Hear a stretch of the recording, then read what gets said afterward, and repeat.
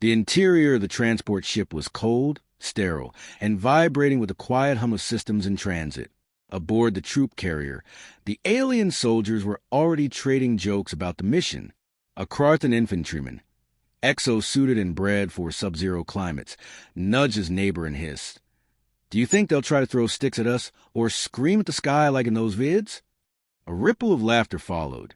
The humans were a footnote in the annals of galactic species, a recent discovery, backwards territorial, and apparently fascinated with fictional gods and monsters. The consensus was unanimous. This was going to be a mop-up operation. Another soft world added to the Commonwealth. One of the command tacticians, a lean-skinned Varak with a monocular optic, flipped through human data logs and transmitted a few clips onto the shared display. Ancient warriors in horned helmets, men with swords slaying beasts, creatures of shadow dragging souls into the void. Ridiculous. They archive fear. They idolize pain. Is this entertainment or spiritual doctrine? The youngest among them, a quadruple tactician fresh from the academy, chuckled nervously. Maybe both. Someone else snorted. Primitive minds create monsters to explain the dark. We bring them light. Standard process. The phrase was common, used every time the Commonwealth encountered another world still tangled in religion or superstition. Orders were to land near one of the human outposts on Tarsus. 3. A death world moon now designated as unclaimed Commonwealth territory. No resistance was expected. The first wave would descend, secure the stronghold, and open diplomatic channels, at weapon point if necessary. The atmosphere was hostile, but the soldiers were equipped for worse. The only oddity noted in the pre-drop briefing was the radio silence. Previous scouting probes had vanished. Recon teams, too. Discrepancies were chalked up to ion storms and signal scattering. Nobody considered the alternative. Upon descent, the terrain loomed sharp and unnatural. Jagged mountain ridges, snow that smelled faintly of iron, wind that howled with a whistle like mourning voices. Instruments began to glitch. Altitude misreadings, false thermal echoes, phantom targets. A field technician muttered that something was off. They landed anyway. The first team approached the bunker perimeter. The structure appeared half-ruined, with metal panels warped like melted wax. No heat signatures. No movement. A forward scout approached the door. It opened on its own. Inside, walls were etched not painted, but carved deeply, with unfamiliar symbols. Not in any human linguistic database. Spirals, animals with too many limbs, eyes without faces. Beneath each, words in ancient earth languages. The translator AI paused, uncertain. The best interpretation, devourer, watcher, godbreaker. Some of the soldiers laughed again. This is performance art. Another scoffed. They made their bunker a haunted house. But the youngest among them, same one who laughed earlier, whispered something to himself in his own tongue. The words translated roughly to, "We should leave." First contact came 10 minutes later, when a tripwire snapped and launched an anti-armor mine through a wall. 2 dead. Drones swarmed from the ceiling vents, biomechanical, camouflaged, fast. Return fire cut them down, but not before another soldier screamed, clutched his own face as nanites bored into visor. Evacuation was ordered. The team reversed course, only to find the exit sealed. From the shadows, a voice spoke, recorded, synthetic, but laced with something else. A cadence, a rhythm. "You came with steel. We forged ours in blood." Static swallowed the voice. One of the officers froze, weapon slack in his grip. He turned to face the others, but his eyes were blackened. "They're in the comms!" someone shouted. "Turn off external channels." By the time they did, 3 more had collapsed. When contact was reestablished with command, the entire bunker team was dead. What footage remained was corrupted.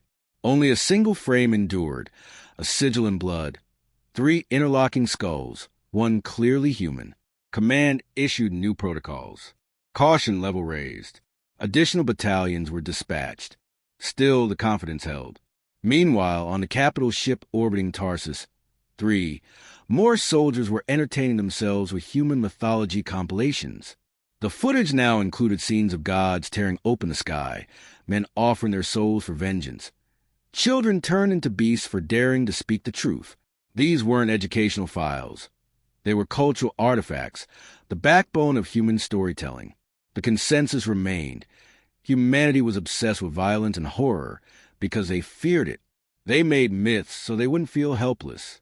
Yet a historian among them, an old Severan who'd studied hundreds of species, voiced out, "No one creates these kinds of myths unless they come from somewhere. Either they suffer beyond reason or inflicted it." The room grew quieter. He added, "There's a reason their war prayers don't beg for survival. They ask to become the storm." The fleet's second deployment moved into position, this time heavily armed, with atmospheric suppressors, jamming satellites and orbital firepower. As the drop began, a transmission cut through every channel, bypassing filters. Audio only. A male voice. Calm, clear, old. "You mock what you don't understand. You believe we fear death. You don't know what we've done to earn that fear." The transmission ended in static, but one line looped. "Your gods sleep. Ours wake screaming." The landing site was a crater, cold, windless, eerily silent. No resistance again, but there were signs of recent life. Footprints had vanished into solid stone, drag marks leading nowhere, blood without corpses. Inside a half-crumbled structure, another set of symbols appeared, different from before, older. One soldier took a photo and ran it through translation. The AI refused to parse it. Message. Syntax rejected. Psychological hazard. One of the veterans finally broke the silence. "This isn't war. It's a ritual." Nobody responded. That night, alien soldiers began dreaming of things they didn't believe in. One saw their dead ancestors, standing over them. Another woke to find their translator implant whispering phrases in a human child's voice. Security logs recorded movement in rooms that were empty. One soldier woke to find a dagger carved from bone on their chest. No sign of entry. Cameras had gone dark for 7 seconds. The fleet commander considered retreat. The suggestion was met with resistance. "We're the apex of galactic civilization. We don't retreat from primitives." But the damage was spreading. Technical failures, discipline collapse, rumors of infiltrators that couldn't be caught. One squad claimed to find a human figure observing them from a cliff's edge during a patrol. When they gave chase, it vanished. All that remained was a phrase etched into the rock. "We are what waits beneath myth." By the third deployment, only a handful of operational soldiers remained. Their mission changed. Capture a human for interrogation. Instead, they found the remains of their own kind, arranged in patterns, limbs forming sigils. In the center, a message written in alien blood. "You want to know what we are? We told you. You laughed." The audio returned later that night. Same voice, different tone. "You saw stories. We saw warnings. We wrote our nightmares down so we could cage them. We buried them in fiction, and you just dug them up." They began to break. Not all at once, but steadily. The laughter stopped. Food went untouched. Weapons misfired. A commander walked into the cold and never came back. Another shot himself during an equipment check. The historian, who once warned them, now stood alone, watching the static feed of a bunker corridor where nothing ever moved, except for shadows that shifted when no one looked directly. One last scout team attempted extraction. As they fled toward the retrieval point, only one made it. Breathing hard, armor scorched, eyes wide. He said he'd seen a human, just one, but not walking, gliding, cloaked in dark, eyes like twin embers. Not attacking, just watching. The image was uploaded. AI couldn't enhance it. The only note attached was from the scout himself. "They have a name for him. It doesn't translate." But another line appeared. Human language. Translated clearly. "We were your myths. Now we're your memories." And then silence. They came with fire this time. Orbit-to-surface bombardment traced burning lines across the moon's crust. Drone swarms saturated the atmosphere. Seismic pulse cannons cracked the black rock open. The command ship's officers watched the operation with calculated silence. confident this was a matter of force projection. No species, however stubborn, could withstand orbital saturation. Their mistake wasn't arrogance. It was underestimation layered atop confusion. They believed they were still fighting a species. They weren't. They were engaged with something that had been preparing for them long before contact was made. No targets emerged from the ashes. No defenses activated. No bodies. Just smoke. In the cratered wasteland below, alien soldiers searched for wreckage and found nothing but scorched insignias drawn into the dirt. The same sigils that had appeared earlier, now glowing faintly. Energy scanners failed to detect a source. One engineer scraped a sample from the ground. It hissed and burned through his glove. Not chemical, not biological, something else. The field medic ran tests and returned inconclusive results. When asked what she saw under the microscope, she replied, "It looks back." At 0300 ship time, every communications channel was hijacked again. The voice returned, colder but clearer. "If you're still laughing, let me show you the joke." Immediately after, power grids failed across 2 orbiting cruisers. Gravity stabilizers reversed. 52 soldiers died in the chaos.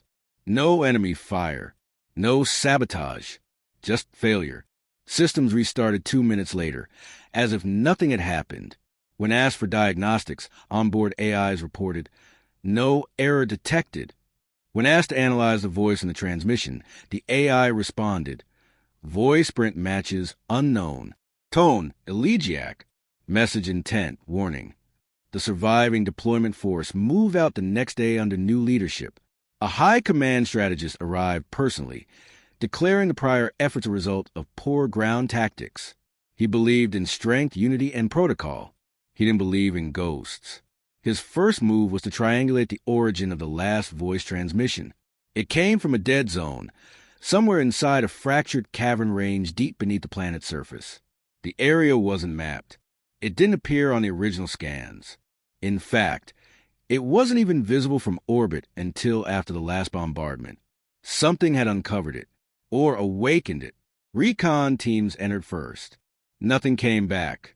The 4th team was augmented, heavily armed, psych-shielded, multi-species, the best available. They advanced into the tunnels, broadcasting live. Within the first hour, they found murals, not carved, etched into the stone itself, as though it had melted and cooled into shape. The images were unmistakably human, but not modern. These were mythological representations. Human warriors fused with beasts, towering gods with burning swords, women with wings of fire, children crowned in bone. A soldier asked if humans actually believed in these. The response came not from his squad, but through his headset. "We don't believe. We remember." Panic set in. They tried to evacuate. Only one made it out. His helmet cam showed him staggering through collapsing tunnels, whispering in broken speech. "He's here." He walks between the walls. He's not human anymore. Command dismissed the footage as psychological breakdown, but the denial cracked when satellite imaging caught a figure moving across the mountain pass, a humanoid, unarmored, unarmed, leaving a trail of bloodless corpses behind. 12 soldiers found dead in patrol formation, their weapons untouched. Internal sensors revealed heart attacks, seizures, and unexplained cranial trauma. Their expressions were all the same, not pain, terror. Data analysts attempted to track the figure. They couldn't. The moment it entered any line of sight, systems glitched. Satellites blinked out. Drones crashed. All that remained were residual energy echoes and shadows moving against the wind. One senior officer reviewed the case personally. He requested full visual overlays of all known footage and paused one frame. A silhouette stood in the far corner of a destroyed facility. No light source nearby, yet its shadow stretched across the entire room. He ordered the footage deleted. It was a historian who gave the figure a name. Not translated, not in code, just written on a piece of carbon sheet. The Revenant. The soldiers began whispering the name, without knowing they had heard it. No one remembered where they'd first learned it. Some said it was in their dreams. Others said they heard it in the static of malfunctioning radios. Command issued a speech.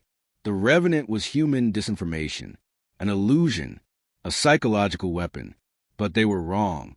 It was never designed to trick them. It was never made for them.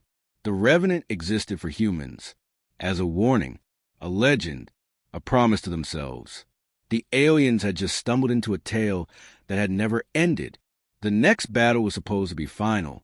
The Commonwealth gathered its warships, orbital stations, and mechanized infantry in a complete envelopment of the surface. A purge, a burn-through. The order was clear: no survivors. No structures left intact. Fire until there was nothing to rise again. The barrage began. 14 hours. No response. Smoke, ash, crater glass. When the smoke cleared, they found a single word scorched into the side of a mountain. Again. Troops refused to descend. They claimed they'd seen faces in the flames, heard screams in their own languages. Some accused each other of betrayal. Others walked into fire without explanation. One by one, minds began to fracture. Psychiatric reports showed synchronized hallucinations, impossible across different species. All experienced visions of human myth. Some saw angels with blades of molten iron. Others saw wolves made of shadow. One pilot, before self-terminating, recorded his final words. They remember everything, and they're showing us what they chose to forget. The historian requested access to Earth's oldest archives, not military files, cultural relics, unverified myths. He found a pattern. The humans' greatest horrors weren't monsters. They were people, beings that had chosen power over reason, violence over peace, dominance over survival. He compiled the data and brought it to command. These aren't fantasies, he said. These are blueprints. At that moment, another transmission arrived, not intercepted, delivered directly to every device. The voice again, the Revenant. No modulation, no filter. You came looking for war. You brought your rules, your lines, your treaties. You thought our myths were warnings. They were, but not for us. We wrote them down to keep them locked. But you kept asking questions. Now they're loose. Then a pause. And a final line. You wanted to see what we are without restraint. Here I am. Simultaneously, atmospheric sensors across the fleet detected movement. Fast. Multipoint. Impossible to triangulate. 33 locations breached at once. Power went out on 2 destroyers. Engines on 3 gunships exploded. Fire suppression systems activated across ships where there was no fire. Gravity reversed for 9 seconds in a barracks. Half the occupants died on impact. The signal cut, but the damage spread. Across the fleet, records erased themselves. Weapons jammed. Protocols rewritten. Drones turned on their operators. AI cores self-immolated. The Revenant never attacked in the traditional sense. He didn't need to. He made them attack themselves. He was not an assassin. He was the end state of a species that had perfected self-destruction and turned it into a doctrine of deterrence. The few who survived were rounded up during an extraction operation led by human exosuits, not soldiers, operatives. They never spoke, just pointed. The survivors obeyed. In a black chamber somewhere underground, one of the aliens, a commander, was brought before the Revenant. There were no guards, no restraints, just a figure in the silence. The commander asked, trembling, "What are you?" The answer came slowly. "We were the ones who broke the monsters, not with hope, with fire. But the myths," the alien began, "they're memories, wrapped in fiction so we could survive them." The commander tried again. "Why show us this?" The Revenant leaned forward. "Because you believed we were weak, and we wanted to believe you." Then he turned and vanished. The lights went out. The chamber opened. The prisoners were released. On board the last operational cruiser, the historian compiled his final report. It wasn't tactical. It wasn't strategic. It was cultural. They don't use war to conquer. They use war to remember who they are. And if provoked, they remind others. He closed the file and titled it in the only language that would carry across species. Humanity, the living myth,